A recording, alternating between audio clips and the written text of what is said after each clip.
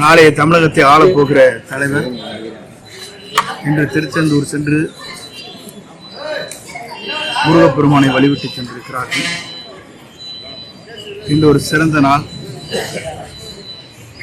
அவருடைய தொலைநோக்கு சிந்தனை நாளை தமிழகத்தை ஆளுவது மக்களால் ஒருமனதாக இன்று அவரைத்தான் தேர்ந்தெடுக்க வேண்டும் என்பதுதான் எல்லோருடைய எண்ணங்களாக இருக்கிறது.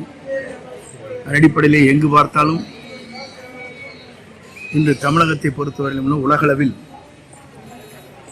முதல்ல பசுமை புரட்சி, வெண்மை புரட்சி, இனப்புரட்சி, சோசியலிச புரட்சி, 4ஆம் தேதி காணுவது நம்முடைய தமிழக வெற்றி கழகத்துடைய தலைவர் தளபதியுடைய விசில் புரட்சி தான் நடைபெறப் போகிறது என்பதை மகிழ்ச்சியோடு தெரிவித்துக் கொள்கிறேன். 200க்கும் மேற்பட்ட இடங்களில் வெற்றி பெறுவார். சார், என்னதான் ஓட்ட பிடிச்சாலும் ஆட்சி பிடிக்க முடியாதுன்னு சொல்லியிருக்காங்க சார். எப்படி சார்? அது அல்வா கேஸ் சொல்லுவாங்க சார். 4ஆம் தேதிக்கு பிறகு ஸ்டாலின் திருநெல்வேலி தான் அவர் கொடுக்கணும் சார். 4ஆம் தேதிக்கு பிறகு ஸ்டாலின் பதவி ஏற்பாடு சார்.